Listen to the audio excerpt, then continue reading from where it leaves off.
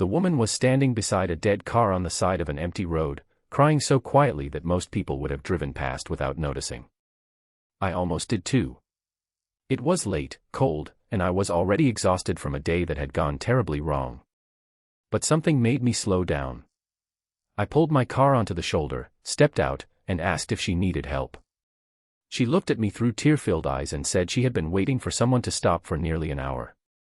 What I didn't know was that helping her that night would bring someone back into my life the very next day, someone who would make me question everything I thought I had lost. My name is Daniel, and at that point in my life, I wasn't exactly the kind of person who believed that good things happen for a reason. 6 months earlier, I had lost my job at a construction company after the project I had been working on was suddenly cancelled. My savings were disappearing quickly, my apartment rent was always waiting at the end of the month, and every job application seemed to disappear into a black hole. On top of that, my younger brother had moved to another state, and the relationship I had once thought would become my future had ended quietly after years of growing apart. I had started feeling invisible, like the world had continued moving while I was standing still. That evening, I was driving home after another disappointing interview. The sky was dark, the road was almost empty, and rain had begun tapping against my windshield. I remember thinking about how tired I was of trying to fix things that seemed determined to stay broken. Then I saw the car. A small silver sedan was parked crookedly on the shoulder with its hazard lights flashing. A woman stood beside it, holding her phone in one hand and rubbing her arms with the other. For a few seconds, I kept driving. I told myself someone else would stop.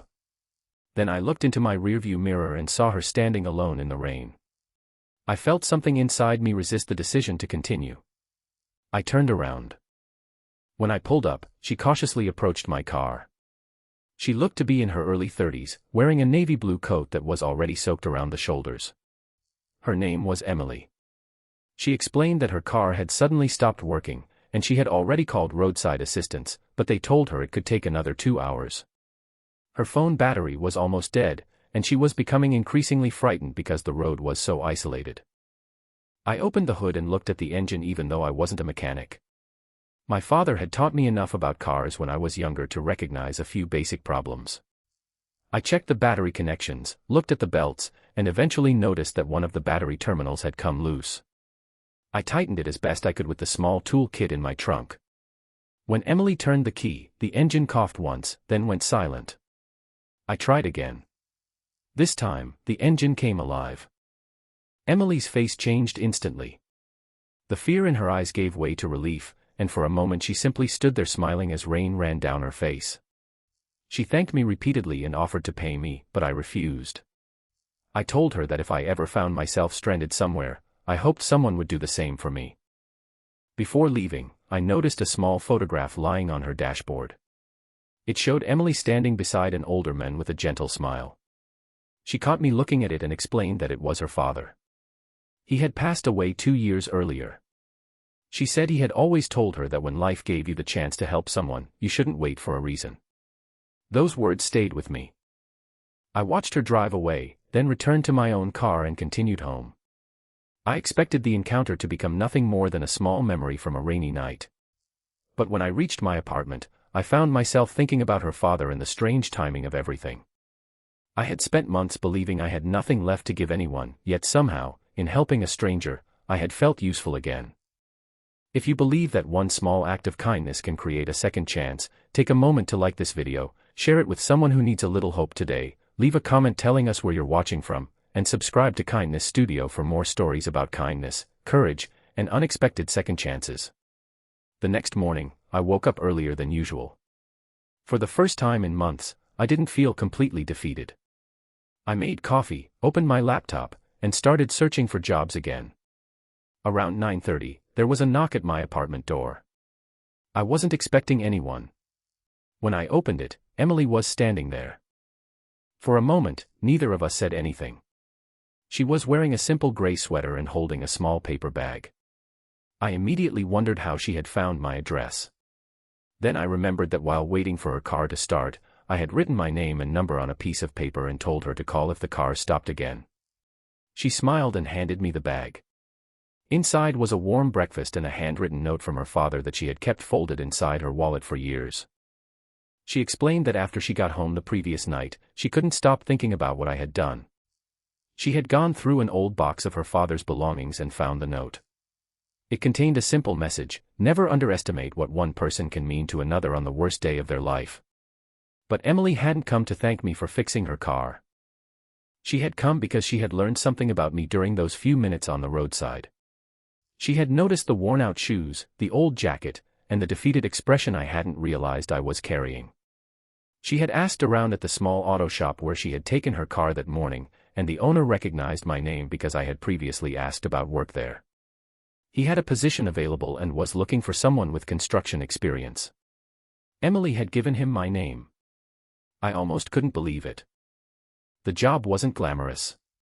It wasn't a management position or some miraculous opportunity that suddenly solved every problem in my life. It was honest work at a small repair and renovation company. But it was exactly what I needed. I started 3 days later. Weeks passed, and slowly, things began changing. I started paying my bills on time again. I repaired things in my apartment that I had ignored for months. I began calling my brother. I started laughing more. I even began looking forward to mornings. Emily and I stayed in touch, but neither of us rushed into anything. We became friends first. We discovered that we both loved old movies, quiet coffee shops, and long drives without a destination. Sometimes we talked about our losses. Sometimes we talked about our dreams. And sometimes we simply sat together without needing to fill the silence. One afternoon, months after that rainy night, Emily asked me to drive with her to the place where her car had broken down. I didn't understand why until she pulled over. She stepped out and looked toward the road. Then she told me that her father had died while she was away at college. For years, she had carried guilt because she hadn't been there during his final days. She had convinced herself that she had failed him. Then she looked at me and said that meeting me on that road had changed the way she thought about her father's final lesson. She finally understood that perhaps honoring someone wasn't about being there when they left. Maybe it was about carrying what they taught you into the lives of other people. I looked at the road where everything had started. A place that had once seemed lonely and frightening now felt completely different.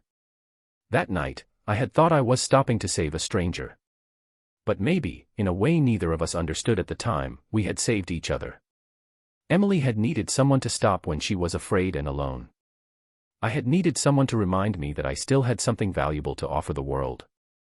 Sometimes we imagine second chances arriving as enormous opportunities, perfect relationships, or sudden miracles. But sometimes they arrive quietly, on the side of a dark road, disguised as a stranger with a broken car. And sometimes the person you stop to help becomes the reason you finally start moving forward again. If this story touched your heart, please don't just scroll away. Like the video, share it with someone who may be going through a difficult season, and subscribe to Kindness Studio. You never know when a simple message of kindness might reach someone at exactly the moment they need it most. Before we end, I have one special request. Comment, "I will stop," if you believe you would stop to help a stranger who was struggling alone on the side of the road. Because we may never know what someone is carrying behind their tired eyes. We may never know how close they are to giving up. And we may never realize how much one small act of kindness can change the direction of another person's life. Daniel thought he had stopped that night because Emily's car was broken. But years later, he understood the truth. The car wasn't the only thing that had stopped on that road. His life had stopped too. And sometimes, all it takes to begin again is one person willing to pull over and say, "Are you okay?"